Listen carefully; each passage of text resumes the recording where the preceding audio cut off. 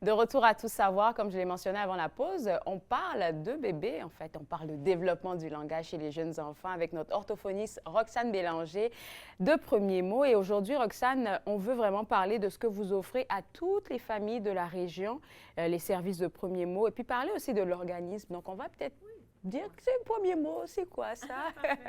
Alors, premièrement, c'est le service préscolaire de parole et de langage. On offre des services d'orthophonie à toutes les familles d'enfants préscolaires de la naissance jusqu'à l'entrée à la maternelle. Et c'est pour la région d'Ottawa et du comté de Renfrew. OK. Oui.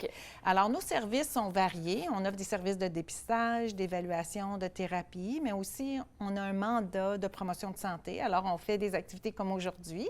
On fait des présentations, on fait des ateliers et on va dans la communauté rencontrer les familles là où elles le sont, dans les bibliothèques, dans des expositions, au musée, etc. Et puis, notre plus grand outil pour les familles, c'est vraiment le bilan de la communication de Premiers mots. Alors, si je veux revenir un peu en arrière sur ce que tu disais, vu que vous faites vous participez à des activités pour vous faire connaître, est-ce que à part ces activités-là, des gens arrivent facilement à vous rejoindre? Oui, absolument, OK. parce qu'on est là où les familles le sont. Donc, dans les centres de la petite enfance, dans les garderies, OK. on va aller offrir des formations, on va aller faire des activités juste pour informer tout simplement les familles que nous existons et quels sont nos services. OK. Alors, on essaie d'être près des parents, près des familles, et on essaie d'offrir des services un peu à travers la région d'Ottawa pour que ça ne soit pas trop loin pour les familles d'y accéder. Alors, quand les familles ont besoin d'évaluation ou de traitement, il y a des centres un peu partout près de leur communauté. Alors, quand tu as parlé du bilan de communication qui est votre outil phare, est-ce qu'on pourrait dire aux parents, c'est quoi le bilan de communication? Qu'est-ce qui se trouve à l'intérieur et à quel moment je dois aller chercher ce bilan de communication pour mon bébé? Oui, absolument. Alors, nos services, c'est de la naissance à l'entrée à la maternelle. Donc, presque 4 ans maintenant. 4 ans, ouais. Et puis, mais notre outil de dépistage est disponible pour les familles dont l'enfant a 6 mois jusqu'à l'âge de 5 ans. Okay. Alors, c'est un petit peu différent. Pourquoi commencer à 6 mois? Parce qu'avant 6 mois, c'est difficile d'avoir des repères pour évaluer un enfant qui va présenter des problèmes de parole ou de langage. Mais à partir de 6 mois, il y a des choses qu'on peut identifier comme l'interaction sociale, les sourires sociaux, le début de la production des sons, qui peut nous indiquer que notre enfant est sur la bonne route, est sur la bonne voie ou a de la difficulté. Alors, le bilan est là pour toutes les familles, peu importe si le parent est inquiet ou non. C'est vraiment un outil pour aller vérifier à des temps très spécifiques, 6 mois, 12 mois, 15 mois, 18 mois, 24 mois, etc., pour voir si notre enfant se développe bien. Et si ça va bien, le résultat que le parent va avoir va dire quelque chose comme « Tout va bien, continuez ce que vous faites, allez voir notre site Web, continuez à développer le langage de votre enfant. » Mais si, par exemple, un enfant a de la difficulté à utiliser des mots, à combiner des mots à l'âge de 2 ans, alors à ce moment-là, le résultat va dire aux parents, inscrivez-vous à Premiers mots, faites un aiguillage tout de suite après votre dépistage, faites-le en ligne, vous pouvez le compléter aujourd'hui. Et l'enfant est alors mis sur la liste d'attente pour obtenir des services d'évaluation ou éventuellement de thérapie.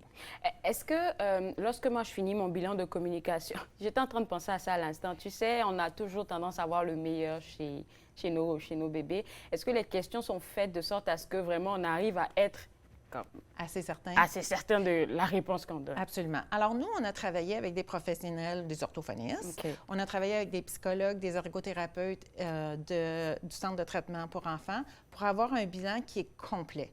Alors, c'est un bilan de la communication, mais ça va aussi aller vérifier le développement global de l'enfant pour le référer à la bonne place. Parce que si un enfant a besoin de soutien au niveau de la communication, mais a un retard au niveau de la motricité fine, a un retard au niveau de la motricité globale, a peut-être des difficultés à socialiser, a des comportements qui nécessitent un petit peu plus d'appui, à ce moment-là, il va être référé quand même à notre service à travers le Centre de traitement pour enfants pour des services plus complets ou pour des services tout simples, comme étant des services là, d'orthophonie, de parole et de langage. Je sais que vous desservez, comme tu l'as dit, il y a le comté de Renfrew aussi, il y a la région d'Ottawa, fait que la liste, après le bilan de communication, peut être un peu plus longue. pour qu'un parent puisse avoir accès à un expert. Est-ce que durant cette période-là, au moins, on a des outils pour, tu sais, travailler? Qu'est-ce qu'on a à travailler avant de rencontrer l'expert? Absolument, absolument. Alors, depuis la pandémie, la liste s'est allongée pour toutes sortes de raisons. Je pense que les gens... pandémie. Oui, c'est ça. Mais les familles ont accès à plein de ressources sur notre site Web. Alors, il y a des ressources papier, des questions-réponses qu'ils peuvent consulter et on a aussi des modules d'apprentissage pour aider les familles à avoir de l'information sur différents sujets. OK. En parlant de modules d'apprentissage, je pense que tu voulais nous présenter 3 nouveaux modules. Exactement. Ils viennent tout juste d'être relâchés dans la communauté. Okay. Ils viennent de sortir. Alors, il y a le module qui est un très beau module sur le pouvoir des livres, comment les familles peuvent utiliser les livres pour développer le langage. L'image est trop cute. Oui. Oui, puis il y a vraiment des stratégies très spécifiques pour les bébés, pour les bambins, pour les préscolaires. Okay. Qu'est-ce que c'est la littératie familiale? On a tous un rôle à jouer.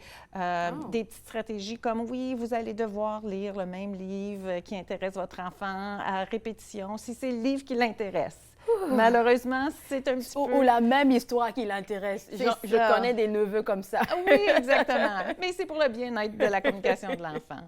On a aussi 2 nouveaux modules sur le bégaiement. Alors, le premier module parle de un petit peu c'est quoi le bégaiement, qu'est-ce qu'on peut s'attendre pendant la période préscolaire. Il y a des enfants qui vont hésiter, mais ça ne sera pas considéré comme étant un vrai bégaiement. Ça allait être ma question. C'est ça. Et que ça fait partie, donc ça explique un petit peu là, que ça fait partie du développement du langage quand les enfants là, ont un petit peu là, une explosion de langage, ils peuvent peut-être hésiter, mais aussi ça donne des indices quand consulter, quand l'enfant présente vraiment un vrai bégaiement. Alors, ça va donner aux parents des indices, qu'est-ce qui est considéré comme un bégaiement normal et qu'est-ce qui est considéré comme étant un vrai bégaiement. Alors ça, c'est le module 8. Et le module 9, c'est vraiment c'est quoi les stratégies, c'est quoi les activités, c'est quoi les petites choses qu'on peut faire dans le quotidien, à la maison, dans nos routines pour aider l'enfant qui présente un bégaiement. Et vous serez surpris, là, c'est vraiment, là, quand on les voit en évaluation puis en traitement, c'est vraiment au niveau là, du travail du parent à la maison, dans des activités de jeu toutes simples. C'est là où le parent peut modeler une parole plus ralentie, avoir plus de pauses, donner suffisamment de temps là, à l'enfant à répondre, contrôler l'environnement. On ferme la télé, on empêche les plus vieux d'interrompre aussi souvent. Alors, des petits trucs comme ça qui permettent là, aux familles de vraiment avoir des stratégies. C'est vrai parce que le bégaiement, là, je pense que ça devient, entre griffes, un handicap pour les enfants. Plus tard, quand ils entrent, par exemple, je vais dire au préscolaire, parce que à l'école, parce que tu veux pas socialiser si tu te dis personne ne va me comprendre. C'est inconscient là, mais tu te lances ça.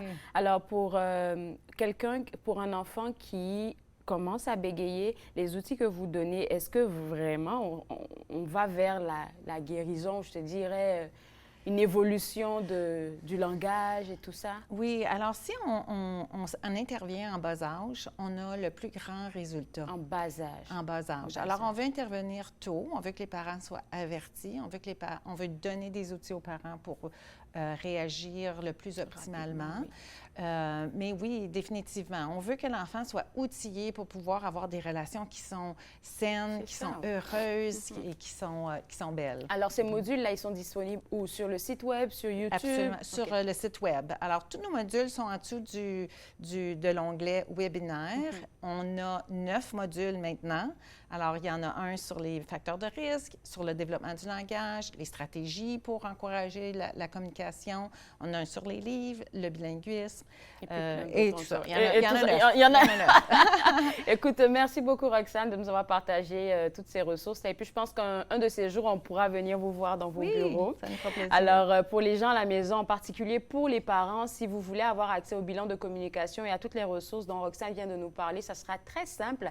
Visitez le www.premiermot.ca. Ils sont très actifs aussi sur les réseaux sociaux, Instagram, Facebook. Vous pouvez aller directement les rejoindre aussi là-bas. Bon, on va prendre une pause et juste après la pause, on va parler de consommation chez les jeunes enfants. Vous regardez Tout savoir.